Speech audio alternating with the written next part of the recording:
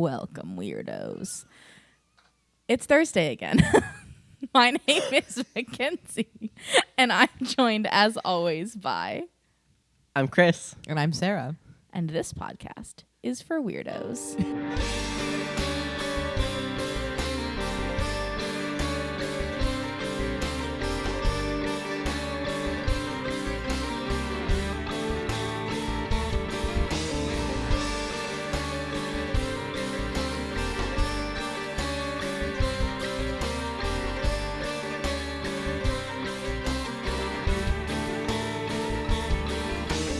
What are we talking about, Mackenzie? I thought, since it is the spooky season, when we talked about hauntings, I brought up a topic in hauntings called the word psychopomp. Yes. And we all went, we should look further into that. Yeah. And so I did. More. So today we're going to talk about a little bit more in depth about psychopomps. Still kind of an overview because there's so many. Like we could very easily, any of the examples that I give could easily have their own episode still. Right. But I'm going to go over what, the who, what, when, where of psychopomps. Hooray. Do either of you know anything more than what we went over in hauntings about psychopomps? I don't think so. I know a lot because this is a thing that I'm like peripherally interested in. Like the cultural stuff of it. And there's an And That's Why We Drink episode about it. And I listened. Have you not gotten there yet? Girl, I might have. I'm so far behind still. That's fair. But it's like I cool. feel like I'm stuck at being a year behind no matter how much I listen. That's fair. Anyway, especially now that I'm not really like we don't drive a lot of places, and like when you were listening, you had a long drive every day. Oh, I'm very behind on it. I haven't listened since I quit my job, so it's not from the past calendar year. Yep, I can tell you that. But I know like what they are. I know a lot of different examples of them. Mm-hmm. I'm sure you're going to tell us all of those, like what a psychopomp is. So I'm not going to define it for you because it's your episode. But I know, again, it's one of those things that it's like it's very interesting that we all have this kind of concept of a thing that guides to the afterlife. I also have an entire D&D campaign centered around the concept of not D&D, Pathfinder, because I don't play D&D. Centered around the concept of what happens when the psychopomp can't do their job. Which is the game that y'all are playing, technically. We just haven't gotten to that part yet. That's not a spoiler. It's the next thing that you're going to find out. Okay, anyway, that's it. Okay, so I started with Wikipedia, as I It's a good starting place. do. It's a great starting place. And then I was doing more research, and I found a website called psychopomps.org. Hell yeah. Incredible. And it is a work of it's a work website and dissertation work done by Laura Strong.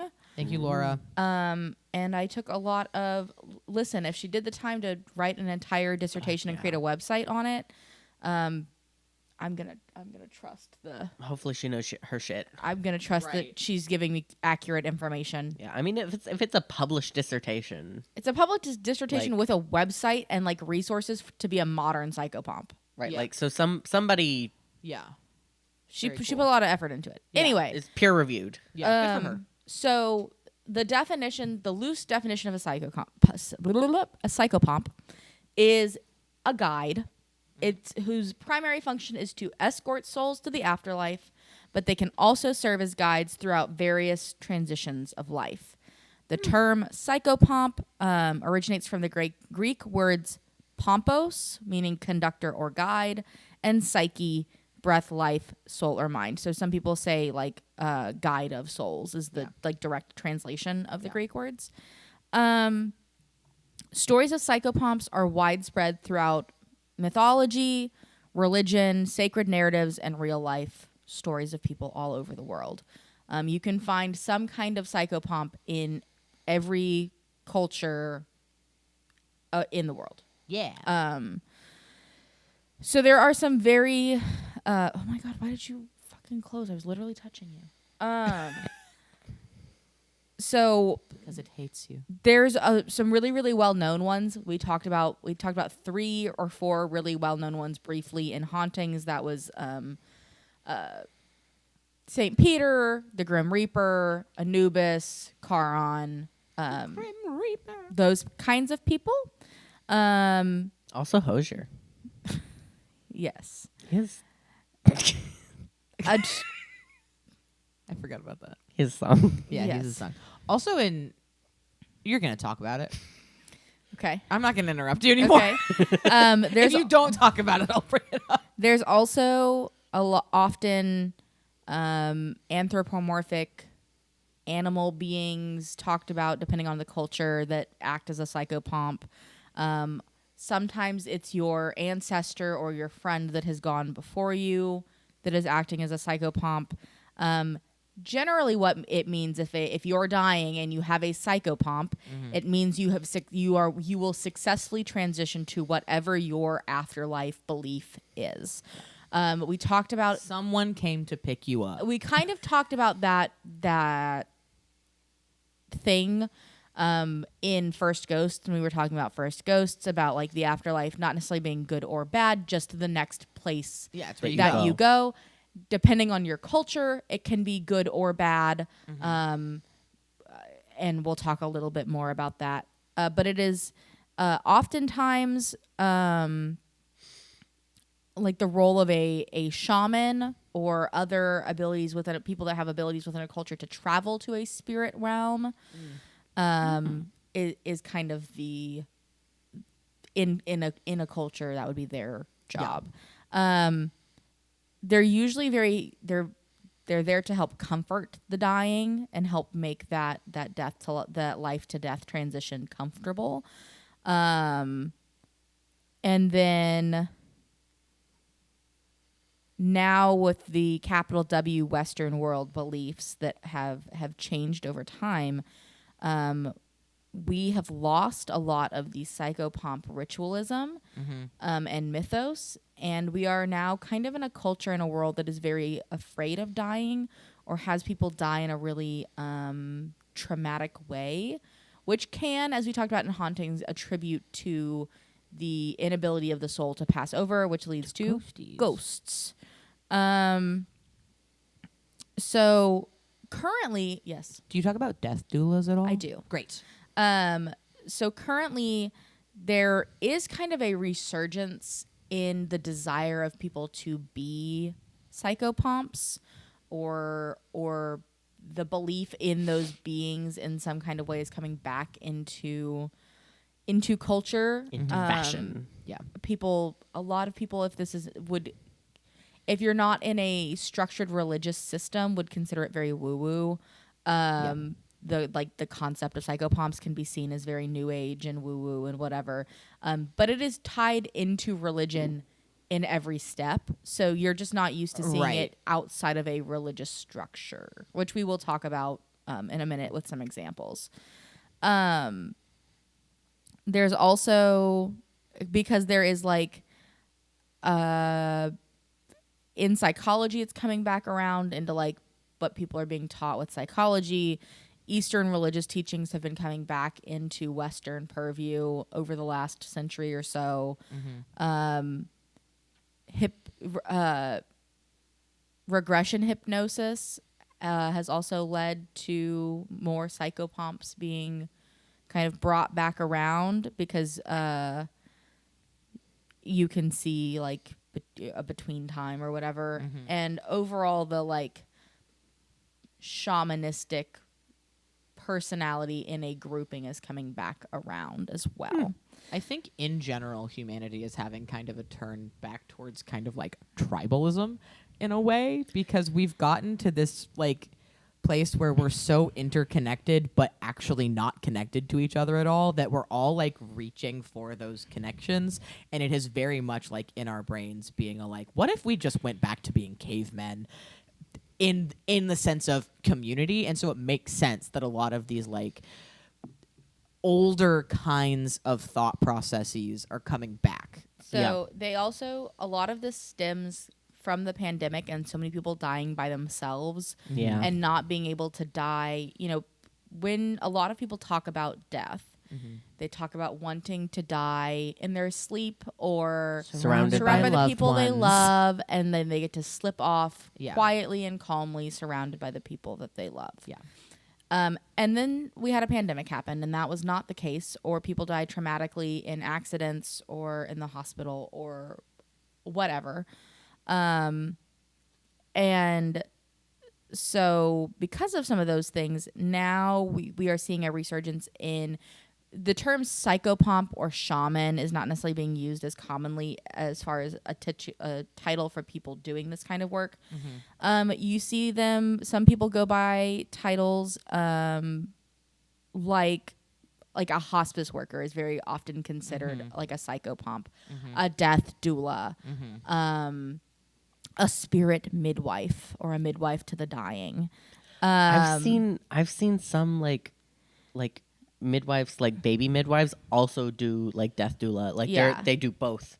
They're like, Yeah. I'll bring you into this world and I'll take you out. Oh my God, they're There's moms. also people that tend to focus more on the souls that might be trapped in the spirit realm and helping those souls Move on. And some of those titles are soul rescuer, death walker, spiritual guide, shaman. Death Walker is rad. Why would you pick Death anything Walker's the name else? of my band. So, general things that psychopomps do. Like if you were to be like, is this thing or person a psychopomp or whatever? Psychopomps generally are adept at guiding others through a transformative experience. Doesn't have to be death, but some kind of transformative experience. Right. They are compassionate, non-judgmental, and friendly. They are experienced border crossers or walkers between the worlds. Tricksters who will do whatever is required to achieve their goals. We're also talking like mythological beings. So Yeah. some of this is more mythology based. Shapeshifters who can change their appearances to match the setting and the time. Arbiters of change for individuals in the culture, and or magical beings that can facilitate healing in an unexpected way. Neat. So a couple of different psychopomps from around the world and like brief descriptors of them. These are in alphabetical order from Laura's dissertation. Then I have a couple of extras that I've pulled from other places. Are we Cool. good? Questions? No, I'm Okay. I'm great so far. I'm ready. Angels Yep. in the monotheistic religions, Judaism, Christianity, Islam, any of those religions where angels are a thing. Angels are often known to have been like protect the vulnerable, look after the lost, and guide the souls of the dead to the afterlife. The archangels, Michael and Azrael are sorry, I can't read. Are generally really familiar to people at the time of death.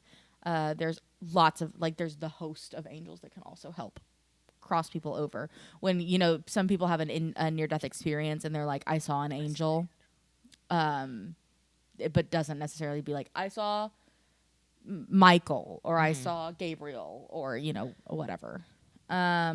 Question. Yes. So is that normally like somebody's like guardian angel, or is that It like can be. Okay.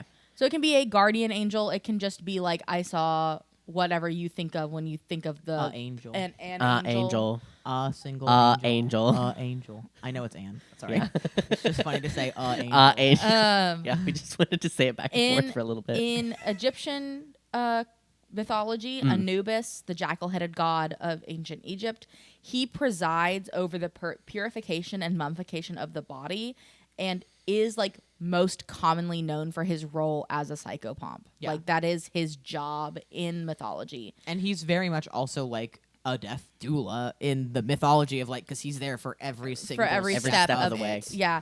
He leads at the time of death, he leads the Ba, which is it's like your soul in another space when you're like, if you're sleeping, or it's like where your soul being able to be outside of your body. Yeah. And he leads the Ba to the entrance of the underworld where they go through ba itself goes through its purification journey. After that, Anubis reunites your ba with your like core self or your heart, and then leads the deceased to the hall of Mot, where the scale of judgments weigh the heart against a feather. If the scales tip in the favor of the deceased, they are granted immortality and access to the Egyptian underlife. Yay. So again, Anubis is not in charge of judging the souls. Right. That's a really important part of this. The Psychopomps are never in charge of judging of souls. Like they are in just there to get them to the next step. Right. They're the guy holding your hand. They're here to tour make sure guides. they're just your tour guide to the afterlife. Then Sherpa. you have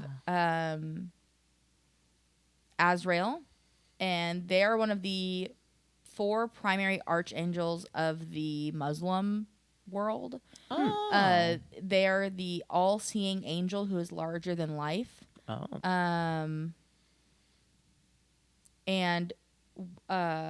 one of his roles is to keep an eye on the Sidrat al-Muntaha, which is the lote tree of the end. It grows in paradise.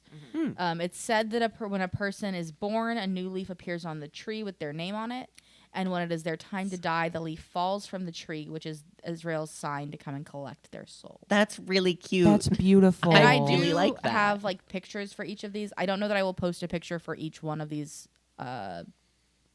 On socials. I don't know that I'll post every single one of them, but like there's a lot of them. we'll post like the big common ones, or ones that stand out or whatever. Then there's the Saint Michael, or the Archangel Michael, from both Christian and Roman Catholic tradition. He is a warrior and defender of the people who battle Satan, and he acts as a guardian and a conductor of souls to heaven. I don't remember if it's on this list. St. Peter is also considered a psychopomp. He's the one that waits at the pearly gates to let you into heaven with his list. Yeah. He's the bouncer. If that's the tradition that you believe in. He's also not judging you. He got given a list. Yep. Yeah. He's just the dude. He's just the bouncer. You're not on the list. This just the one, Pope. I think, is going to surprise both of you. Oh? Maybe. The Aurora Borealis Oh. is for the Labrador Inuits, or the Eskimo people of northeastern Canada. The Aurora Borealis is seen as the flickering torchlights that are lit each night by the spirits that live there to show the way for the deceased. That's why you're not supposed to take pictures of it. I didn't know that. That's super sweet, though. Yeah. I really like that. I would like to see it one day. Then I would also like to see it one day. you have the Barnum Beer. And this is the Barnum Beer is the Australian morning star who appears in the myths and legends of northern Aboriginals to show the way across the waters to the distant island of the dead. Oh, that's so cool. In brief aside, that Yeah. book that I got, that's like world mythology in bite-sized pieces that I got this past time that I just went to Barnes & Noble. The first section is, because it's alphabetical, I think, by nation, Australian Aboriginal myth, and then followed up with Maori myth. Oh, and cool. so it's like we're putting these in the same section. They are distinct cultures. Yeah. And I was like, I'm so happy with the person who wrote this book. Maybe that's where Fred Valentich was going. He's trying to fly to the island. To the island of the dead. Maybe. Yeah. That's where Moana was going. Um, No, she's different culture. Yeah. bees. Yeah, I've heard this. Bees. Bees are often found, or bee reliefs, or mosaics, or whatever. Imagery of bees are often found on ancient tombs. They were often considered sacred, and because they're able to travel between the natural world and the underworld. Support your local psychopomp. Plant flowers. Plant flowers. Plant local wildflowers. Support your local psychopomps. Birds. That's merch. Support your local psychopomps. And then just a field of flowers. Birds are also super common in a lot of cultures that are known to assist the flight of the soul from the body. Usually eagles, owls, ravens, cranes are kind of your big avian guides acting as Psychopomps. Bird noise. That's a fucked up bird noise. There's a crow. Or a seagull. There's a crow. So, Laura, this lady whose dissertation I'm utilizing in some capacity, kind of argues that Charon is not necessarily a psychopomp himself. Great, you are going to talk about what I was going to say. In that, like, you have to find your way to him or be taken there by Hermes or Hecate or one of the other. Hermes is like the psychopomp. But and Charon Mercury is the other one. Charon is such a well-known character. Right. Specifically, he is ferrying, and he's not passing judgment either. He's the second leg of the relay race. He's the second leg of the relay race. If But you're talking, but he's for a specific the underworld itself. And there is a barrier of entry. Yeah, you have to pay get to him. Yeah. Like Hermes will take you to Charon no matter what. Yep. Yeah. But you got to have money to get past You gotta Charon. have your fare. Have you Yeah. guys seen that comic of the kid who finds a dead possum and he says, my daddy says you're supposed to give pennies to dead people so that way they can get into the afterlife, and then it's a picture of this possum just going throwing up these 2 pennies and like it gets given to Charon and he's like, what am I supposed to do with this? And then the possum throws up the coins and he's like, okay. All right. I'll take you. I'll find it. It's very funny. They have the next one is Dana, who's a Zoroastrian self-guide. Ooh. She appears as a beautiful young maiden to those who deserve to cross the Chinvat Bridge, or a hideous old hag to those who don't. Oh. And that's all it says, and that's not a person being that I know a lot about, so I'm gonna just leave it there. Dogs are considered psychopomps. If you watched Coco, Yeah. Sholos. Jolos are in technically from like Aztec or culture, but dogs often, because they are friend of man, often act as psychopomps, and were also considered afterlife guides in Indo-European tradition, the myths of ancient Aztecs, and other Mesoamerican culture. Which is so cool. What are the Alabrihe? I was like, what are the actual like spirit Alabrihe. guides called? Alabrihe are the actual spirit guides, Which can be dogs. which but can be anything they can else. be a billion of things. Yeah. Whatever it's Be whatever leopards. whatever they assign And to you. wings. I was Leopards. about to say They're the neon. Yeah, that are neon. What is her name? Chiquita is the name of his abuelas. Yeah. Yeah. Big abuela. Big, Yeah. Mama, like, whatever her name was. leopard. Yeah, it's a leopard with wings, and her Leopard name wings. is Chiquita. Chiquita. Yeah. The next one is dolphins. In both Oh. Australian and Greco-Roman cultures, where the transition of the afterlife to the afterlife involves a journey across water, dolphins are often envisioned as a psychopomp to lead them across the water. I wonder if that's why me and my friend Jesse were looking at like Greek and Roman like jewelry stuff because we wanted to get like motifs for ourselves to wear. Yeah. And we kept finding this medallion that was Athena riding a dolphin. That's probably why. And I wonder if it's because of that. Probably. Because I have no other context for why Athena would be on a dolphin. And you know it was Athena? It was Athena for sure. Okay. It was the depiction of Athena, helmet half on her head, Got it. riding a dolphin. Yeah, no, that's fair. Yeah. I'm just Yeah, it Checking. wasn't Aphrodite. It wasn't any of the other women. Like it Right. was the Athena depiction on a dolphin. hell yeah. And we were like, Yeah, probably. Athena and dolphins. I guess that makes Athena sense. and dolphins, I mean, She's a warrior goddess. She's a warrior goddess. So it makes it's like very clearly like I'm sending you to your death. Here's the dolphin that's going to take you to the afterlife. Yeah. I mean, It's badass. especially for like seafaring warriors. Yeah, it's very badass. Yeah, that's sick. I like that. The next, I want that. gonna The text next Jesse about one it. is Epona, or Epona. She was originally worshipped. The horse in Zelda? No.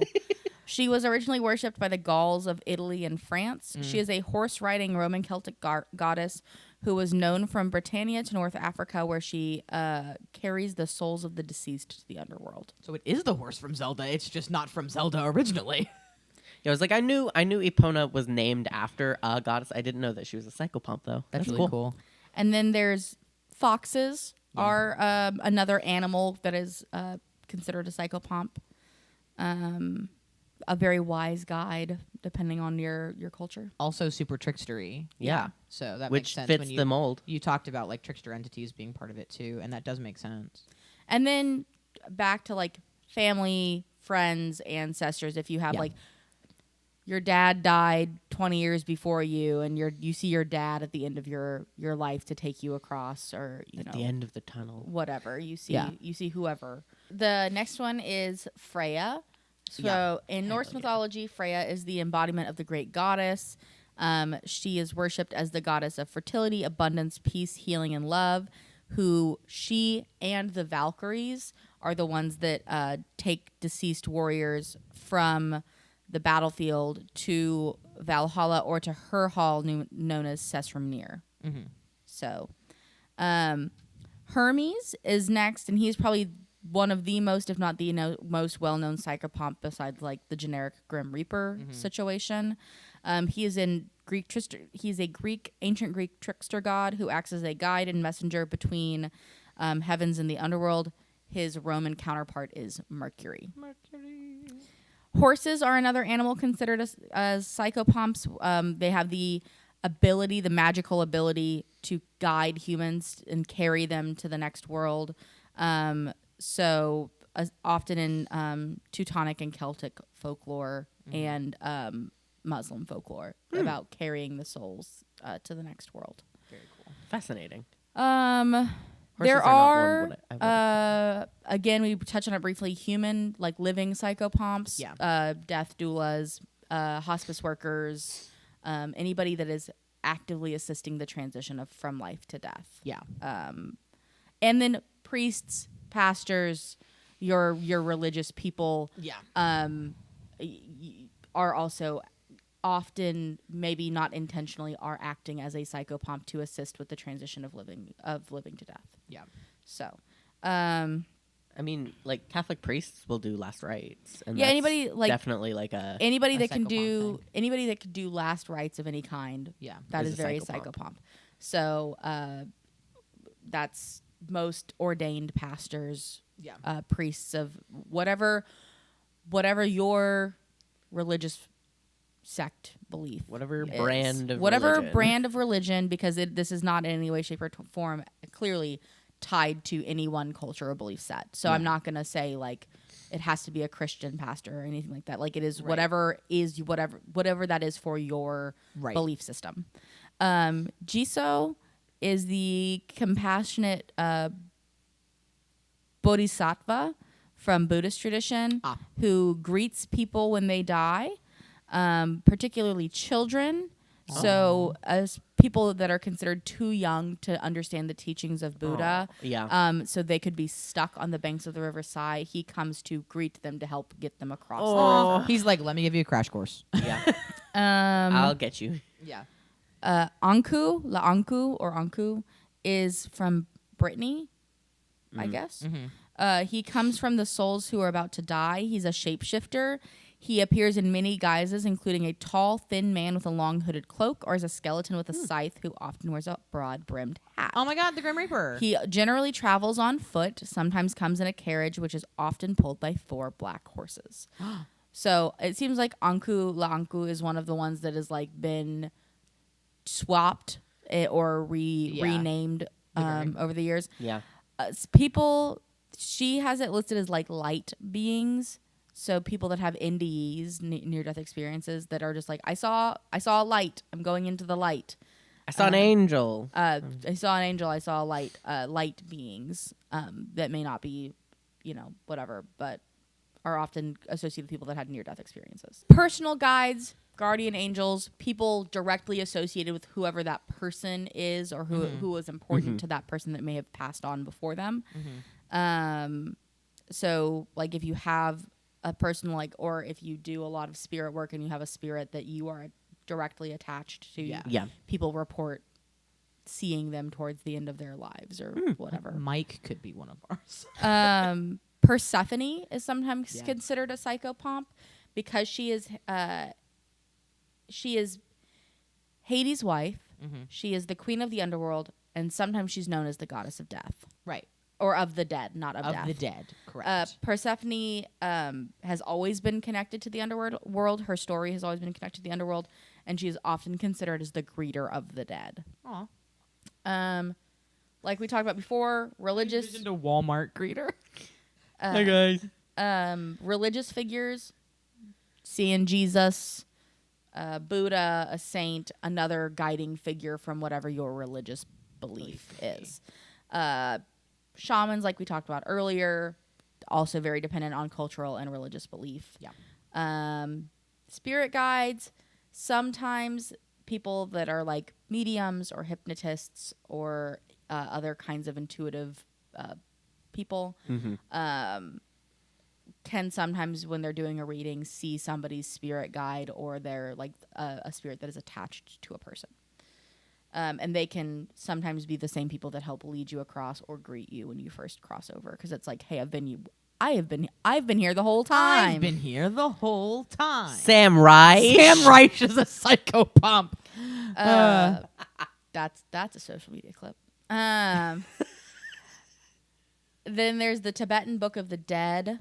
There's a bunch of the characters in the Tibetan Book of the Dead who make great attempts to get the attention of the deceased and persuade them to follow them towards a better existence. Okay. That's cool. Then the Valkyries as a whole, the horse riding battle maidens who collect dead warriors and deliver them to Valhalla. Fucking love a Valkyrie. They're very cool. In Hinduism, there's also a god or a being called Pushan. In Slavic cultures, there's Marana, and in Etruscan culture, there was Vanth.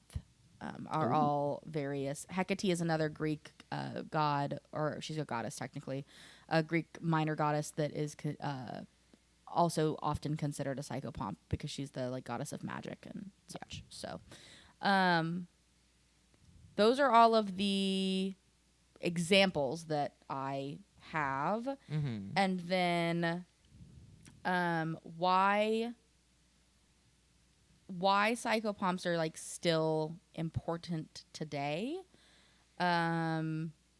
is because a lot of people, like we kind of talked about earlier, they are dying alone, and we've lost that community sense of like being around, surrounding people when they're dying, or making sure.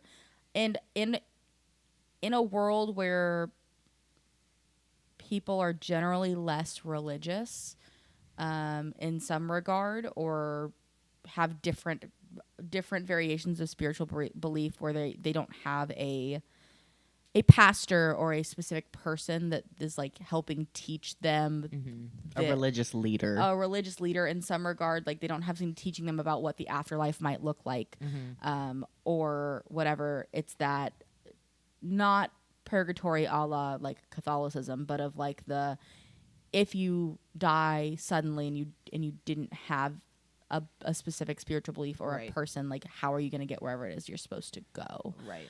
So I think especially with I agree with her point about like the pandemic and people starting to die in more traumatic or isolated ways, that people are starting to look more into that.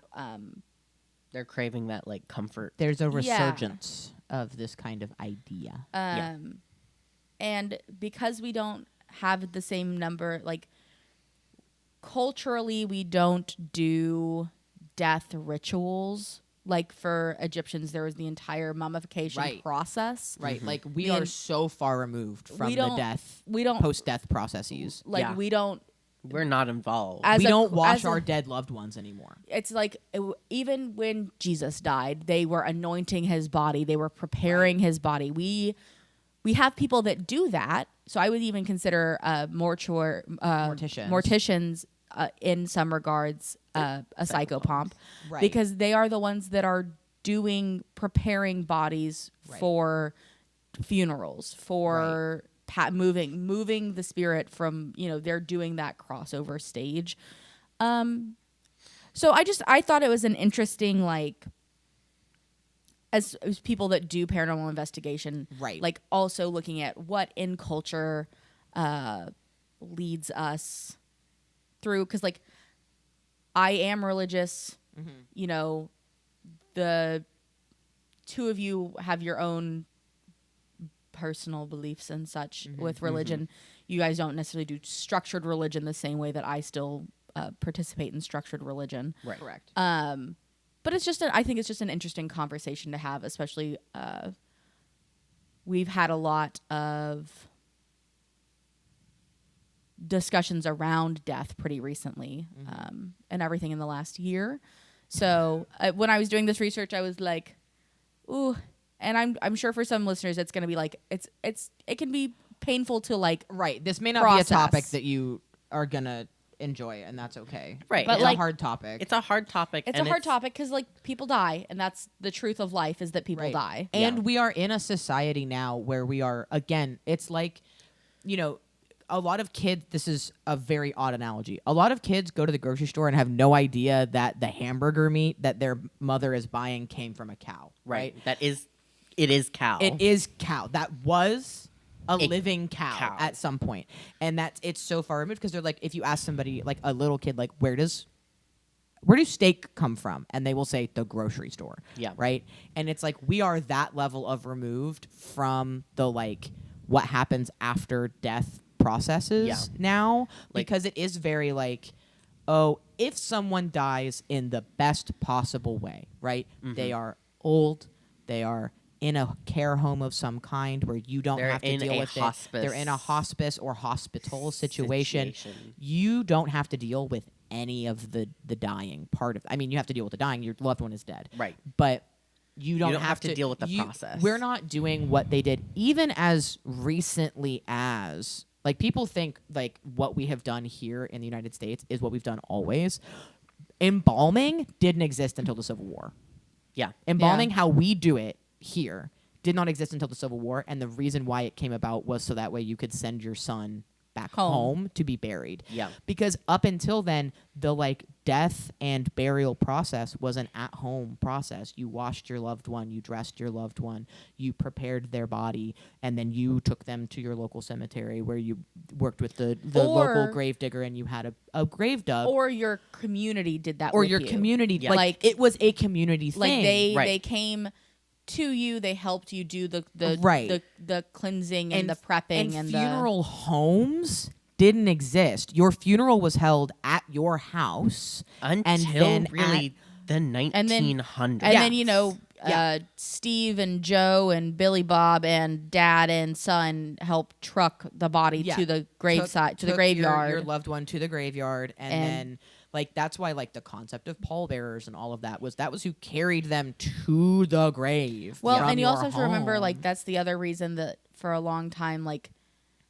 if you died in the winter, you kind of just hung out if they couldn't dig They a couldn't hole in the bury you. ground. yeah, Like, and modern funerary processes. we're so far removed from that now. Like- It's incredibly industrialized. It is, and not even just industrialized. We are so sanitized from it Yeah. because it is very much it is an industry, right? Yeah. There is the funeral industry, which is not a bad thing. It's great that there are people who want to help and want Exactly. to do that for you and want to take that Responsibility labor and and that care. burden off of you to make it where it's not hard, right? Like when my brother died, we had already, like, he was in hospice. We had hospice people here. Mom knew she could call the hospice nurse and they would be here immediately to help take care of everything. The social worker came. He called the cremation place who we had already talked to, and they came, and like the guy was great. The social worker was great. He like told my mom, like, go sit in the living room. Don't watch Yeah. this part. Like, I was asleep. I was not woken up. I told specifically that I didn't want to be woken up. But it's great that there are those people. Yeah. And because it happened at home, we are a lot closer to it than a lot of people are. Like if it happens in a hospital or if it happens in a hospice home, Yeah. you're a lot further removed from it, which isn't necessarily a bad thing. But it is this thing where But when I we think- start having people dying alone in weird situations during the pandemic, we don't know how to handle it because we're so far Yeah. removed Well, from and the I think- process. In general, we don't, as a society, which is also very modern. Like people don't discuss death the same way. It's like No. there's a much larger fear It's a of taboo. dying, Yeah. and I think it's important to open up conversations around death Right. and I think like what people forget that like planning for what you want to have happen when you die is a really big deal. Especially because Like like having had somebody who was sick for a long time die Yeah. in my house, right? We had plenty of time to figure out what Ryan wanted. Mm-hmm. And it was great. And he was like, I don't want a funeral. Don't have a funeral, because funerals are not for the dead person. They're for the living person. And he was like, I don't want, like, he was talking to me and Mom. He was like, I don't want you guys to have to deal with the annoyance of putting on a funeral where everyone has to stand around in uncomfortable clothes and pretend to know what to say for an hour, and then they all pat you on the head and then they leave, right? Like, he was like, don't do that. Just tell people to, like, raise a glass, drink a beer, go fishing for me, or whatever, right? Mm-hmm. And me and Mom have celebrated him in our own ways, and we've told everybody to kind of do that. And we had that conversation because he was dying. You should be having these conversations when you're not dying. Oh yeah. I frequently have this conversation with a lot of my friends where I'm like, don't put me in the ground. I don't want to be in the ground. Don't put me in the ground. Yeah. Like fear number one, being in the ground. I don't want to be in the ground forever. Yeah. Wrong. Yeah. Like, I don't care if I get cremated. Yeah. I don't care if you drag me behind a truck and like leave the bits Ooh, in the that's woods. fun. Yeah. we're not doing that. I'll do it for you if that's what you Hell want. yeah. I'll tell Mackenzie we did something different if that's what you want to have happen. I have a truck. Here, You know, 'cause- here. I'm gonna take 90% of Chris to the crematorium, and you can take Chris's arm and drag it behind your truck. Perfect. Yeah. Can I turn your skull into a Halloween decoration? Fuck yeah. My number one, this is how I would like to be taken care of after death, is I want to be skeletonized and like be a Halloween decoration to be passed down through the generations. You want to be Elmer McCurdy? This is Uncle Chris. Yep. This is Uncle Chris. This is a skeleton. He's been in the family for a long time. We're going to set him on the porch with a bowl of candy. We're not going to tell anybody that that's a real skeleton. Joke being that somehow it's our extended family. Of course. And it's like, listen, Aunt Mackenzie said we weren't ever allowed to get rid of Uncle Chris. And I don't really know why. Okay, so here's the thing. And- Uncle Chris is a real skeleton. That's a real man's That's a real bones. man. That's my best friend. That's my best friend's dead bones. Yeah. Okay? We love him. And you can't get rid of him. You can't get rid of him. What do you mean you lost his pinky toe? Why were you touching him? We Why told were you not to touch You're him. not supposed to touch him. Yes, I know he's always in the living room. Yeah. Leave him there. He's watching Star Trek with us. That's busy. Uncle Chris's chair. That's Uncle Chris's chair. Don't sit in it. Also, you shouldn't sit in it because I made it and it's poorly put together. It's Yeah. like a wooden chair that I made myself. It's for Uncle Chris. Don't touch it. hold a skeleton and that's it. That's it. Like, it can't hold. It can't hold a person. Don't put your cup on. No. Like, No. It will it'll fall. break the chair. It'll fall Uncle apart. Chris will fall apart. You can't get him wet. But and to take it back to serious tone, you should be able to talk about death the way that we just did, with Right. that level of levity and silliness. It should not be something that's like, okay, I know this is going to be a heavy topic, but this is what I want to have happen when I die, right? Oh, yeah. Just talk about it like you're talking And about you what can- you're going to have for dinner. And you can Yeah. talk about death. I know a lot of people are like, well, how am I supposed to talk about death to kids? Kids will understand. You just need to Kids will understand it. bring it to a level that makes sense for what they're Right. Bring it to a Oh my gosh. smaller level. I saw a video the other day. This is very, very related, of this family that had a 3-year-old and their cat died. And they involved this kid in every step of the process of burying the cat in the backyard, saying goodbye. The kid helped dig the hole. And the dad was like, okay, we're going to put, I don't remember the cat's name. Yeah. We're going to say Pepper because it was a gray cat. I'm like, okay, we're going to put Pepper in the hole now. And one thing that was perfect was the kid was really upset. Like, he was crying and he was sad. And the dad was like, do you want to pet Pepper one more time? And the kid was like, yeah. And so he very gently pet Pepper. And then they put Pepper in the hole and they went to bury Pepper. And the kid said, he's just sleeping. And the mom said, he's not just sleeping, buddy. He's passed away. He's dead. He's not going to wake back up. Yeah. Because that's one of the worst things you can say to a kid is, oh, they're just sleeping. And it's like, no, they're never waking up again. This is not like this is not a sleep. sleep. This is not sleep because that can make kids scared to go to sleep. Yeah. If you're like, oh, Nana went to sleep forever. And it's Right. like, that could happen to me. What if I went to sleep forever? What if when I go to sleep, I don't ever wake up, right? And Right. that's like, don't do that. And talking about it with children, kids understand a lot more than you give them credit for. Oh, yeah. If you explain in appropriate terms what death means, they will understand it. Yeah. Right? Like I lost my dad's dad at the age of 7, and it was not sugar coated, right? Because I had never seen my dad cry in my entire life, and he got off the phone and was sobbing, and I like came out in the living room and I was like, what happened? And my mom went, well, your papa passed away. He died last night. And I went, oh. And I think I had a concept of what that meant because we'd lost like pets or whatever. Right. And I was like forever, I think is kind of what I said. And Mom was like, yeah, he's gone forever. And I think she probably said like he went to heaven or something like that. Yeah. And then I didn't go to his funeral because they didn't think that I could handle that, which is also fair. Like if you have a kid that you're like, I don't think this kid can handle the funeral right. part of And it. like kids can understand death, but funerals are very different. Funerals are a very different thing because you're also being if it's an open casket or anything like that, like you're being confronted very physically with death. And some kids, that's not something they could handle. And my mom was very correct. That was not something that I would have been able to handle very well. I went to a funeral. I had my one of my good friends died in college, and it was an open casket funeral, and I had 2 of my other friends with me, and we were not preemptively told that it was going to be an open casket visitation. Don't do that. And because I knew some of the situations surrounding how he died, and it was a little traumatic, and I was like, I really would be surprised if they do an open casket, Right. because of like what happened, Right. Yeah. And I'm like, I was very upset when my friend died, and like 2 of my other friends are like holding my hand, and I literally almost like, I didn't almost faint, but like Right, and you're an adult. and I almost put me on my knees because I was Right. like, I was so ill prepared to like Correct. see To confront that. see him dead in a casket when I was like, I had come to terms with the fact that he was dead. Right. Yeah. Like, that was not That's very different. the issue.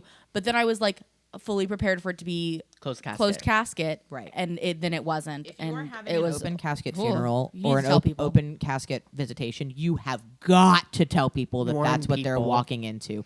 Even if it's like when you get there, be like, hey, just so you know, this is an open casket visitation. Right, just so people can be like, So people can take a second and prepare themselves. Yeah. Because some people don't want to be confronted face to face with a dead because body. regardless of how wonderful your embalmer is, it's not going. Once a person Right. is dead, it doesn't look. They're like dead. They're dead. them. Right. their soul's not there. Like when my brother died, me and him had a very long conversation before he died where I said, if you want me to be in the room when you draw your last breath, you have to say those words out loud to Mom when it's happening. Yep. Like if you are aware that you are about to die, you need to come get Mom, or you need to get Mom. You can't get up. Yeah, I was You're like, paralyzed.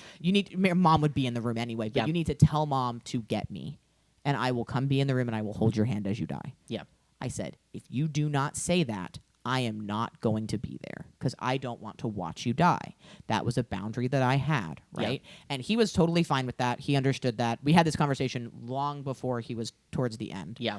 And then I was like, because here's the thing. I don't want to see you after you're dead if I'm not in there when you're dying. Yeah. And he was like, I get it. And I was like, because what's left there Isn't you Ryan. anymore. That's a husk, right? Like it's an empty husk. I mean, It's a well, cicada His soul shell. is gone. we talked about that with Aries after Ryan died. Right, because like my mom did the thing you're supposed to do with a dog, where she let my brother's dog Aries after he died. She went and she called the hospice people. Right, she watched him take his last breath. She stared at him for a little bit. He didn't breathe anymore. She called the hospice people. They were on their way. She went and got my brother's dog Aries, and she took him into the room and she got him up on the bed, and he sniffed my brother. He stuck his nose into my brother's mouth, and then he turned and looked at Mom with a look on his face of like, Rhino's not here anymore. Yeah. And it's true. Like, you know, He's not there. we are a sack of meat and sticks that's being operated by 8 pounds of fat that's being electrically shocked all the time. Electric soup, and that is vividly hallucinating at all times. And then but there's a little spark inside that is the us of that, right? As soon as the electricity's gone, That little spark is gone. That's the part that is the you, right? Our soul is we've talked about this a lot. Yeah. Your soul, whatever you think about that, is the part of you that is you. And so when that's done, you're not there anymore. That's just like, it's a bunch of parts, yep. right? It's like, the purple truck that I have in my driveway is not my pawpaw's truck because it can't run. It doesn't have a soul in it It's anymore. parts. It's parts. So yeah, it's one of those, like, I get you don't want to be confronted with the emptiness that was somebody that you knew. Right. You don't want to be confronted with that, especially if you're not prepared for it. Yeah. Like, I was a teen and I went to a funeral with my mom for one of her high school friends. I did not so know you did not know this person. Okay. I was in the funeral sobbing. I was Right. like, why is there a body? Right. I was a teenager. Because that's not something, again, Yeah. we are so... Removed from death. So, all of that being said, Right. support your local Psychopomp. Support your Yep. local Psychopomp. Plant flowers. And Plant whatever, flowers. and whatever. Plant flowers if you're religious. Thank your priest or Yeah. your pastor for dealing with that, because Get those them a people little gift basket. Get them a little gift basket. My and just mom say has thanks done a for lot what they of do. funerals. Has had to do a lot Yeah. of funeral stuff, like work Funerals. funerals, and it's emotionally taxing on the living Psychopomps. So people that Right. are thank your especially thank at your a church, because they know those people a lot of Thank the time. people Thank your- before you get there. thank your priests, your pastors, your hospice workers. Yeah. If you have a person that's in a care home or a facility, thank those nurses, thank those Right. people, because they hold the emotional weight of all of that. They deal with death as well. all day, every day. Also, Also like pet your dogs, pet your animals, plant some flowers. yeah, Support nice your things. just Kiss support your- your local Psychopomp. kiss your dog on the forehead, because they They are know. going to die before you probably, and they will meet you at the bridge They're and gonna take greet you you. wherever you're going, and Yep. they will tackle you, and they will miss you so much while they're gone, and then you will miss them so much, and then you'll be together again, and it's great. And one last spooky, a la spooky season, unless it's something sweet that you say, because mine's less sweet. So go ahead. Oh, I was just gonna say, send the men in your life flowers while they're still alive. Yep. Because most men don't receive flowers until their funeral, and that's a fucking bummer. Yep. It's a Ask bummer. every man in your life what his favorite flower is, and if he doesn't have one, help him pick one. Yep. Change that statistic now. Yeah. And like, even if it's just like you go pick a flower for a man that you know and you love, and you just be like, I got this for you. I got saw it this for today and you." it made me think about you. It's pretty, and you're pretty, and you deserve nice things. You would be surprised how much they will appreciate that. You would be Flowers surprised. are not just for pretty girls, they're for They'll- everybody. They'll cry. I watched a video of this man who goes to a flower shop, a local flower shop, and he buys like 100 roses, and he goes to a retirement home and he gives them out, and every single man that he gave a rose to was far more excited about it than the women who he gave roses Yeah. to. And it's like a young guy, he's like my age, and he goes in and he goes to this little old retired veteran. He's like, I wanted to give you this. And he's like, for It's me? so sweet. For me? And he's like, yeah, I wanted to give you a flower. You know, people don't usually give men flowers, and I thought that you just looked like you could use some cheering up, and I wanted you to know that you're cared about and loved, and I wanted you to have this flower. And this old man just starts sobbing, and I was like, now I'm gonna cry on the internet. All I do is cry on the internet. You know, I got to watch a man receive Valentine's flowers for the first time ever this year, and I'm teary right now thinking about Right, it it just because he came to me with a vase of flowers and went, and I was like, you stop that now, I'm gonna cry. Yeah, everyone give the men in your life flowers, and it can be anything. Genuinely, you could walk up to a guy with a dandelion you picked and be like, Like, I "This got is you, for you." I got you a flower, and they'll be like, why? Even if it's Legos, those count too. Yeah, Lego flowers. Then you can Um, keep them forever. Anyway, one last in media, what I would consider a psychopomp, just to close out for our Yep. spooky season launch of actual topics. Woo woo woo! Emily Thackeray, or Emily Binks in Hocus Pocus, meets Thackeray Binks when he finally is able to cross to the other side, and is Thackeray Binks' psychopomp at the end of the Hocus Pocus movie. Yeah, that's cute. Thackeray Beans. Anyway, thanks for being here. Happy spooky season. We'll see you next week for something ooky spooky fun. Go talk to us on social media. Yeah. Yeah. Who's your favorite psychopomp? Tell us. Thanks for listening. This podcast is for weirdos. Are you a weirdo?